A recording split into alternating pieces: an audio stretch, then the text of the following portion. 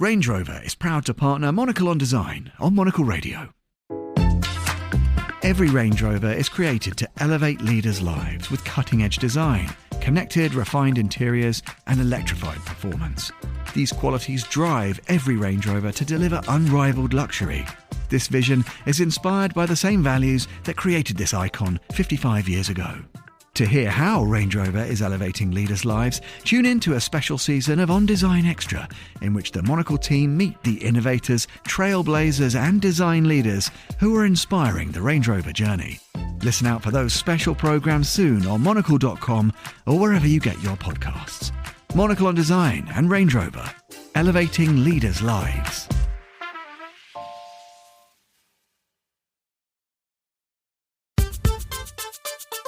South Beach is bringing the heat, and not only in the way that Will Smith once imagined. Collectible design fairs like Design Miami are expanding in both scale and ambition. So why are we seeing a surge in interest, particularly among younger collectors? And why do we still insist on drawing lines between art and design when the best work often blurs both? Perhaps it's because people are seeking objects that carry meaning beyond mere function. Work that is shaped by creativity, politics, and economics alike. This is Monocle on Design.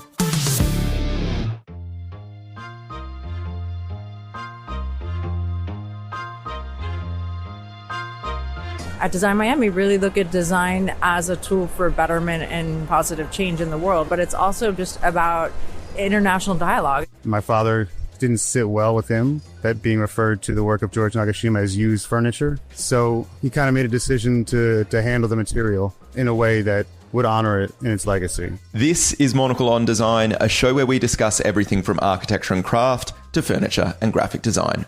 I'm Nick Monisse. On today's program, we're in Florida for Design Miami. We talk about the rise and rise of collectible design, share our picks for best in show, plus a review of the studio craft movement in the United States. All that coming up on Monocle on Design.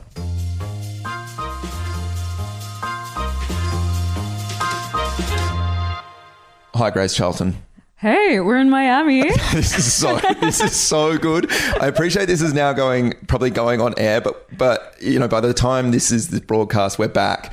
No one can follow up on how. No, it was a serious work trip. I was going to throw us under the bus. It was a very serious work trip. No, it was important, you know, journalistic integrity that we maintained as we went for dips in the Atlantic Ocean and you know, sunk a few martinis. But hey, it's part of the job. Well, this is it. And how can you talk about Miami if you're not living Miami? You know what I mean? That's so true. Like, it'd be crazy if we went there just for the fair and went back to the hotel. It was full immersion. Truly full immersion. We're obviously going to dive into this in the show, but like, why were we in Design Miami? I have to ask the dumb questions. Design Miami, it's interesting. It's a collectible design fair. Collectible design is a bit of a catch-all term that is very trendy at the moment. It's about antiques, one-offs, rarities, contemporary pieces that really push like craft and extreme. A lot of these extremely rare pieces come with hefty price tags, but it's just blowing up all over the world. Yeah, it's kind of like, basically, for me, the way I keep trying to at least explain it to myself is it's anything that you would only be one of a few or one of a handful of people to kind of own that particular thing. And I think that's what kind of makes it so special. That's what makes it appealing to me, because I feel like everyone wants to feel like they're an individual, and that's reflected in the objects and the furniture that they have in their own homes. That's why it's jumping out at me. Yeah, and what's interesting as well is that it's very narrative based, I'd say, and there's a huge market for it amongst Gen Z and millennials who apparently like they really want something that they won't see on social media you know, the next week or something, and get bored of it. They want something that has a backstory. So, and I think because this is, I guess, when you think of collectible design, or at least within the industry, when we think of it, sort of Design Miami is the flagship. Like it's the mother of all, you know, collectible design fairs. Celebrated its 20th anniversary this year. But I guess the key thing that is so funny is that it has Miami in its title, yet it's got, you know, outposts in Paris. There's been ones in Basel.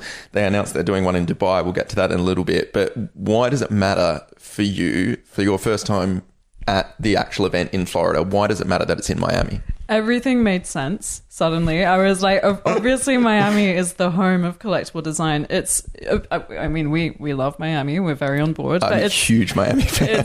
It's very weird. It's very wonderful as well. I think, yeah, Joan Didion once described the architecture and the design of Miami as having slipped its moorings, which I think is so good. Like there is a sort of tropical fever dream quality to the city. Like there's so much Art Deco architecture. It's all very pastel hued. And then there's like these crazy high rises. So yeah, it just made sense suddenly. And I think it's this thing where it's like, I kept saying it over and over again because it is a little bit tacky. You know, there's neon, there's, but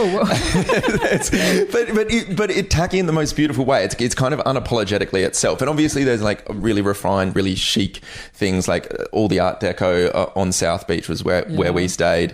Even the convention centre where Art Basel takes place, gorgeous structure. Yeah, it's really comfortable in its own skin, which I kind of loved. You were very, very keen, very dead set on getting to the Art Deco museum. Yeah. It gave an important context. So we were kind of walking around the streets. I mean, obviously Miami's famous for its Art Deco, but we were kind of like, you know, is this kind of like a Disneyland effect? Was this like all a marketing ploy? But there's like a genuine, proper, wholesome story behind its development. Yeah, it all started with a dream, I want to say. I think this is beautiful. And we were two journalists with a pocket full of dreams going to design Miami. But go on. So I did drag you to the Art Deco Museum or Welcome Center. It was quite funny. Everyone around us was like hitting the beach and looking tanned, and I'm just definitely the palest person. Dressed in all black. Bad for the heat. Like wandering down into the museum.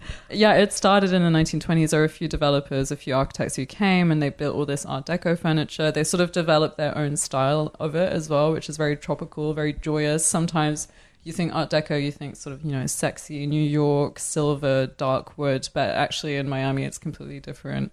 And we actually stayed in a hotel that is an Art Deco landmark designed by Henry Hohauser in 1937 called the Park Central Hotel. So, you know, we're really living it. We were really like truly immersed ourselves in it. And what's remarkable is also kind of like the upkeep of the Art Deco there. It was all in kind of like immaculate shape, and you know, you think, why would anyone ever want to like not look after this kind of architecture? But I think that was something that jumped out at the museum that you pointed out that I'd missed, that there was a period where people wanted to rip this down. Yeah, in the 1980s there were protests, you know, and people holding up signs that said like, it's ugly and you get rid of it, old is bad, and it was really the efforts of one woman called Barbara Capitman who sort of rallied the troops and made sure that all the Art Deco architecture was preserved, although some of it was lost, to be honest, which is sad. But Barbara's a hero for keeping most of it, or helping keep most of it. Shout out to Barbara. I think the reason I kind of wanted to use that as, I guess, a segue in is like so much of, I guess, Barbara's success in keeping it and people still loving Art Deco in Design Miami is the story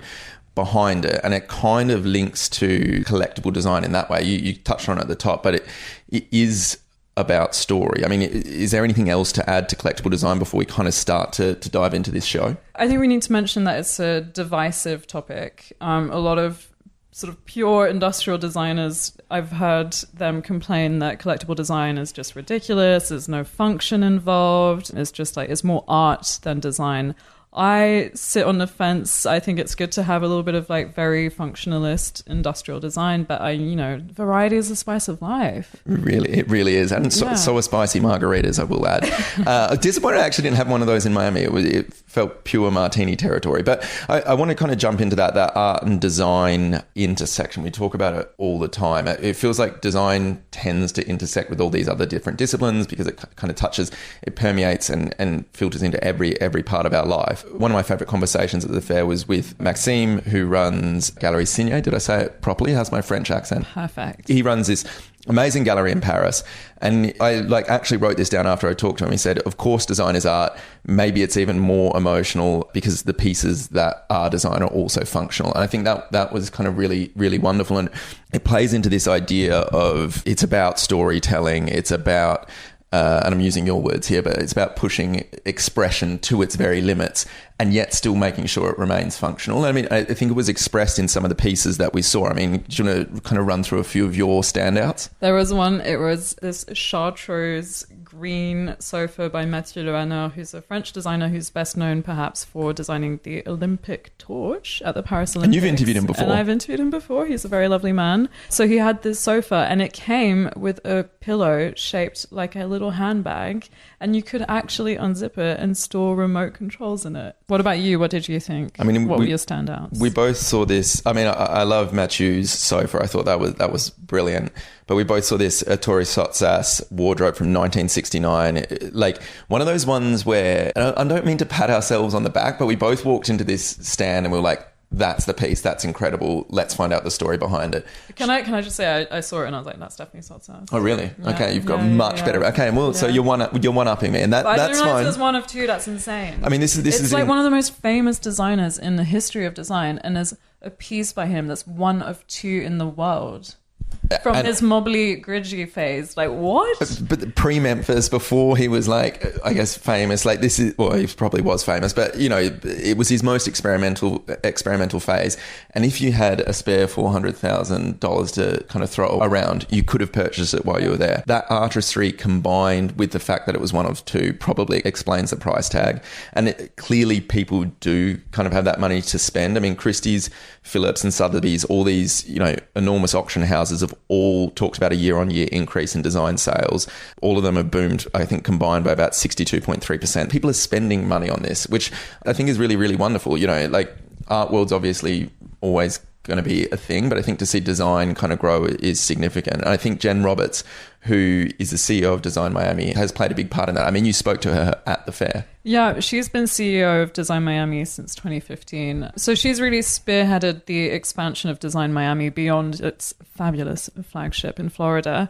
She's taken the fair over the years to Paris, to Seoul, Los Angeles. It's going to go to Dubai in 2027. And she's, I think, been really clever with how she's demonstrated or, you know, led a team that has a lot of sensitivity to the location. Like in Paris, it's one of my favorite events of the year. It's in this ridiculous, like, hôtel particulier, like an apartment that belonged to Karl Lagerfeld. And it's like the most Parisian thing ever. And I have so much respect that, like, you know, you can take the essence of Miami and drop it in Paris and it still works. I mean, you mentioned Paris being one of your favorite events, but you're happy with Miami. Oh yeah, let's bring it back to Miami. And this year was actually the biggest fair yet. There were over 80 exhibitors. So let's hear from Jen Roberts about this year's edition now.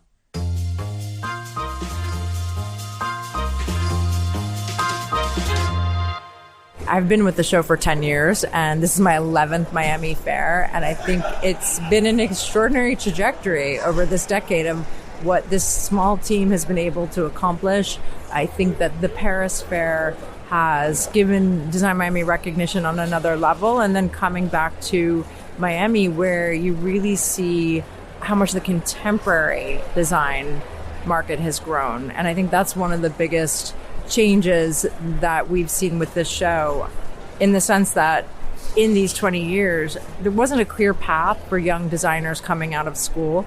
And I think now there are these younger shows that are out there that are sort of like the incubator shows, and they can self-represent, and then you can get picked up by a gallery and you can have representation at Design Miami, and then you can get industrial projects. And it's just like there's a much clearer future for a young person who's interested in design and architecture. And I think that's really exciting for us. And I've noticed the audience for it is young as well. Like, collectible design is extremely popular among Gen Z and millennials. Who knew? I didn't even know we had the money for it, to be honest. But how does that make you feel?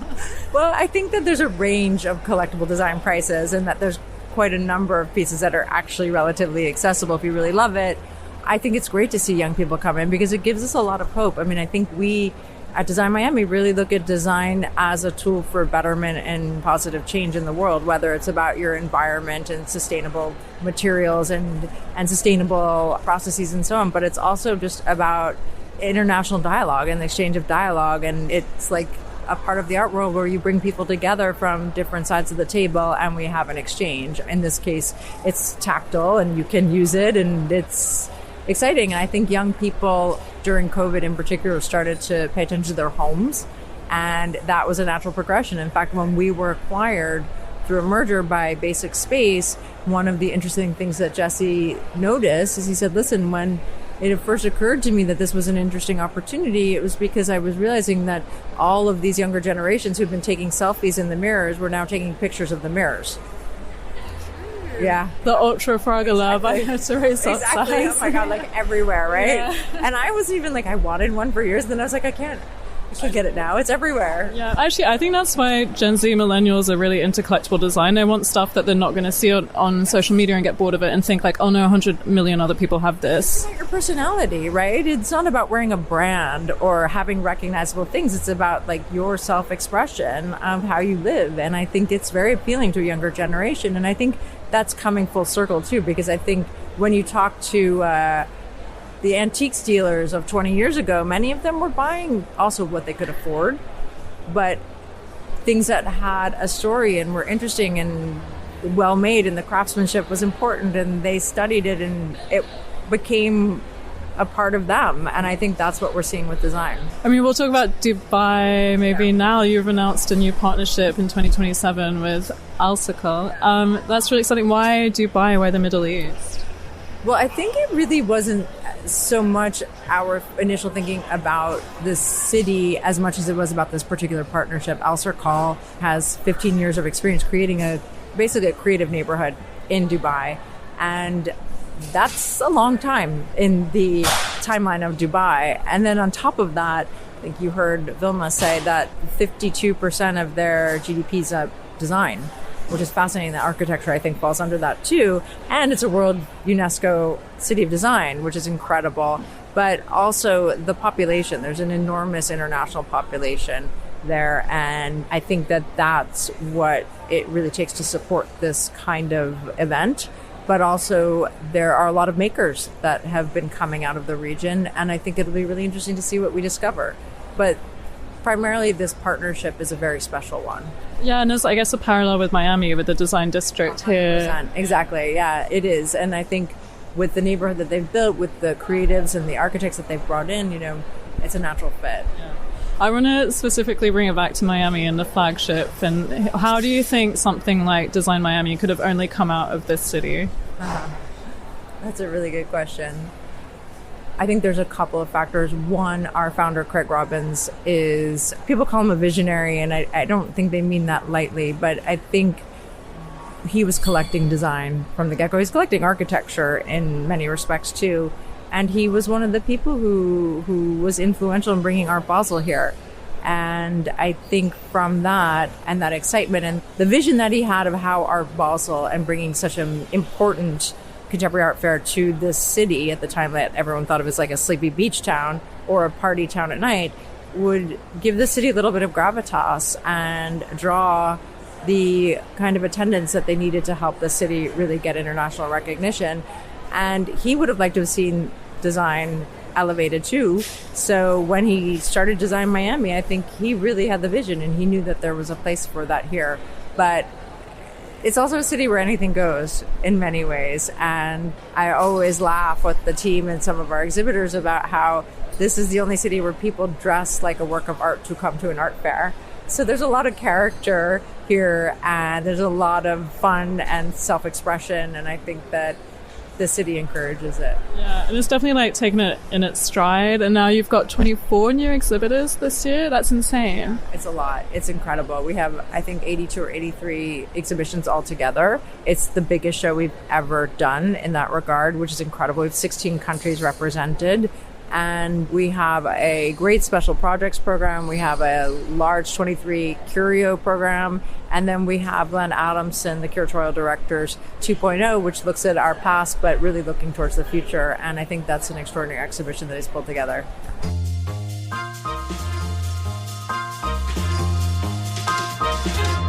That was Jen Roberts speaking to Grace. And I'm also speaking to Grace. And I want to get your like a quick little roundup of Design Miami. Where are we on metal? I love metal. I love brushed aluminium. I'm just a little bit concerned that it is the trend of 2025. You know, like a few years ago it was boucle and, you know, you sort of cycle through light wood, dark wood. But how can a metal go out of fashion? It's just a natural material. It's like, no? I think it will stay. I guess I'm just maybe it's cautious of overuse in a space, because I think there's this I think a temptation to just kind of like, because it's so honest, because it is beautiful, because it's natural, it's really tempting just to be like, hey, it's ticking all these kind of key boxes for something that's going to stand the test of time. But I think like anything, if you probably overuse it in a space, it's going to get a little bit exhausting. I mean, I even think of my own home. I've got tubular aluminium everywhere, and I kind of hit a point where I was like, okay, no more tubular aluminium. So I think it's everything in moderation, isn't it? Yeah. Next question for you. Where are we on blobby materials? Like these are the sorts of things where you see mirrors that look like hotcakes. I swear they're everywhere. They have been for the last few years, but I think we're kind of peaking. Yeah, it's not for me, but I think it's really important that there is design that isn't necessarily to everyone's taste. And, you know, Design Miami does push it a little bit sometimes, but I think, but you know, what I dislike, someone else will adore, and that's amazing. And this is a beautiful thing. I just don't want to spend time in their homes. We've gone from trends to trendless. I don't know what you call it. Timeless. I spoke to Joshua Abel from Moderne Gallery in Philadelphia. They specialize in the work of George Nakashima, who is this amazing American craftsman and designer. They documented all his work.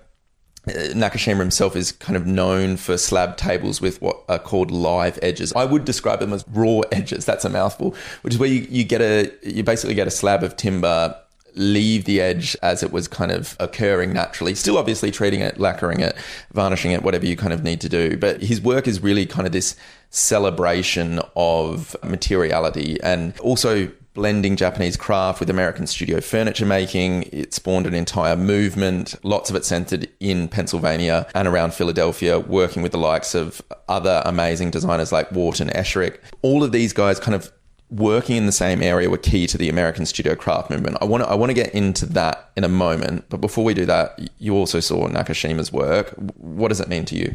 It's such a beautiful lesson in how restraint is actually one of the biggest skills, and like when to know to just leave something as it is, as you said, with the live edges. I've actually received a carpentry workshop for my birthday, so I'm going to try and, you know, take inspiration from Nakashima's work and recreate it later in the year, and maybe you'll get a nice little sort of bowl for Christmas. I mean, this would be huge. Can we let listeners in on our, like, you know, we work really closely with each other to say thank you for the year's work. We usually give each other presents. I've got a habit of giving you a design book each year. I tend to get back craft projects that you've made at various press breakfasts that you've gone to, and lots of the time they just kind of stay on the desk at work. They're not really something I need around my own home. But maybe I need to rethink that. Maybe this is coming back to collectible design and it's all about the story behind the pieces. So maybe I need to reevaluate my collection. But let's leave that there. Let's park that for now. I'm looking forward to seeing your carpentry work. It's curious that you kind of have these moments that can drive a whole movement. Maybe we're going to see Grace Charlton's design movement. But what brought Nakashima and the likes of Wharton, I guess, to the fore as the American studio craft movement was the fact that the GI Bill, which was introduced in the US following the Second World War, allowed a host of different veterans to go back and study at college or do vocational training. And it spawned this entire movement of veterans pursuing art education. So again, beyond just Nakashima and Esherick, all these other essentially returning veterans came back and started making furniture, combined with this kind of growing interest in Eastern philosophies and aesthetics, because lots of them were servicemen who were stationed in Asia, and combined, sorry, I'm just so obsessed with all the layers of this story, and combined with the fact that there was this, I guess, boom in post-war prosperity. So there was this huge market for works from people like Nakashima who were making what would have been considered expensive one-off pieces. All of a sudden there were people that wanted to buy them. So it was this beautiful kind of convergence of a booming economy, people wanting to learn and people wanting to work, and then there also being, I guess, the resources and the financing for that to also take place. So these are kind of some of the things that I touched on with Joshua Abel from Moderne Gallery in Philadelphia, who I guess started off by telling us how his family came, because it's a family-run gallery, but how they came to start working with Nakashima's archive.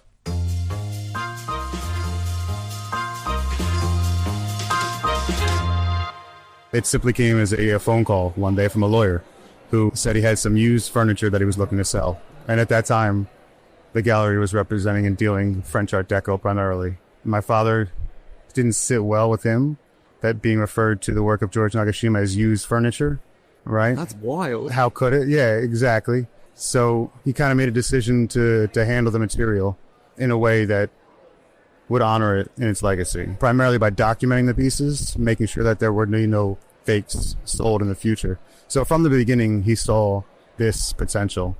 It all kind of continued to progress from there, right? We get the pieces in, and they would come into the warehouse, and before they wouldn't even leave the warehouse before they were sold. So we saw people really appreciating the work and understanding the work. It's built ever since then. So this initial phone call comes in basically like, hey, would you want to buy these pieces? Right. The documentation work takes place. Sure. That kind of cements your gallery as the gallery for Nakashima.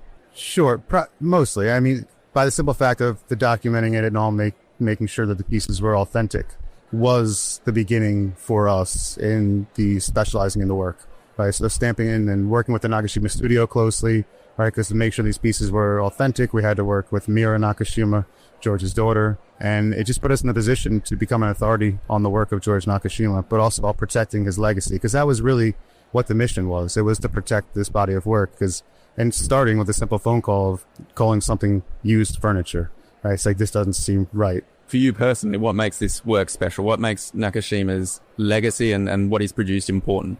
Simply put, it's the essence of the soul of the tree, but his reverence for nature, right? He's highlighting the design that nature's already produced and letting that work. His ability to kind of spiritually let the process guide him, right? To highlight what is there in such an honest and authentic way.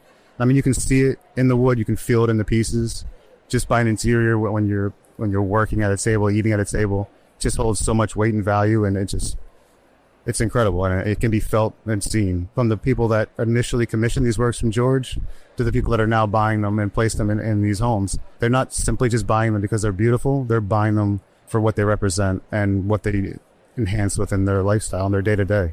That's quite fascinating, I guess. It's a designer designing in a way that celebrates nature's design. It's quite celebrating nature, and by getting out of the way and allowing nature to really show the beauty, what people looked at as flaws, right? He accentuated, right? Like he exposed these as beauty, right? That's a very Japanese way of looking at something as well. And he balanced Eastern and Western aesthetics and ideologies in these pieces, and it's easy to see, right? It's easy to feel. It's all within his nature. I mean, you're the primary gallery for Nakashima, but it's not only Nakashima. Correct. How did, I guess, working with George's work shape who else you decided to work with? Of course. George Nakashima and Wharton Eschrick are about two major figures in the studio movement. Wharton started working just a little bit before him. By handling one and being in the Philadelphia area, they both started to come through the gallery, and realizing how important historically this movement is, one of the most important design movements, woodworking movements of the late 20th century. We felt it was appropriate to represent them as a whole, as a movement, and that continues until today. The maturation of the movement, the contemporaries who are continuing to honor this movement, who have been taught through this movement. A lot of what this has to do was, these through their work, but their teachings, right? And they would kind of pass the torch, so to speak, onto the next generation of woodworkers, and that's not really well known as it should be. And there are still people continuing along the same path, the same principles as George and Wharton Eschrick were, working by, continuing this movement. I mean, it was and is always a movement against, the rebellion of mass production, right? Because they believe that really kind of stripped the soul out of the object, right? Each object has its own soul, and there's something within that needs to be revealed. And if you try to do a mass production, yes, a beautiful design, but it takes away its true essence. And handmade, one-of-a-kind, unique works, it's important to honor. I mean, so the studio craft, about small studios. Right. Some bigger. I mean, George had a large shop, and that's well known, but it's still be made by hand, and allowing these unique works to guide the process. I mean, I guess just finally, if we're going to talk about, you mentioned there that there are people that are still continuing that legacy. For those that aren't in that particular strain of the legacy, but are woodworkers, are designers, why is the work of Wharton and George important today? And maybe what can people learn from their practice? Primarily important due to the simple fact that it's a very unique thing today for a maker to create something totally unique, which both of these gentlemen did. They created a language and aesthetic that is unique to their own vocabulary and to their own work. And I would say the number one thing So before I say that, Ward Neschrick left PAFA. He was an amazing painter. He could paint perfectly. He's an incredible artist. Incredible artist. He was not a woodworker. And he left PAFA before graduating because he just didn't feel like that was his identity. So he went out and created an entirely new movement to match what he wanted. Instead of copying another thing or continuing along a path that because he believes he needs to be in this path, he did something that resonated with him that was so deep inside of him that needed to come out. And so did George. George honored that tree, the reverence for the nature. And that's what I think is so important. Finding your true identity, creating something that aligns with your ethos and creating that and sticking to your path and not diverging, you know? And I think we can all learn a lot from that. And why do people want such pieces in their homes? I mean, you're here selling wares to people. Why would somebody want that sort of ethos reflected in their home? Oh, because they understand. You know, they understand the heritage, they understand the lineage, they understand the history behind these pieces, and they're unique pieces. And even today, they hold that understanding that there's nothing really comparable to it. And people try. I mean, and it's an honor. A lot of woodworkers, they want to make the Ward Neschrick hammer handle chair. They want to make a Nakashima live edge table. And that's an honor. And they should. But when it comes down to it, when you put them side by side, I mean, the true appeal to the pieces that just cannot be replicated, you know, and they can be honored, which they are. That was Joshua Abel of Moderne Gallery in Philadelphia. And that kind of wraps up our Design Miami coverage for this year. Grace, will you be there next year? Oh my God, if I could be so lucky. I think it should become canon. I think it should be our little December, like, sort of hit of winter sunshine. Yeah, and it kind of... And work trip, sorry, work trip, absolutely a work trip, and it's where we go set ourselves up for the year ahead. I think you're right, that's very important. And strategize. And strategize. And before we shoot ourselves in the foot, I think we should just call it. That's all for today's show. For more design stories, pick up a copy of Monocle magazine. Today's episode was produced and edited by Hassan Anderson and Elliot Greenfield. I'm Nick Monisse. I'm Grace Charlton. Thanks for listening.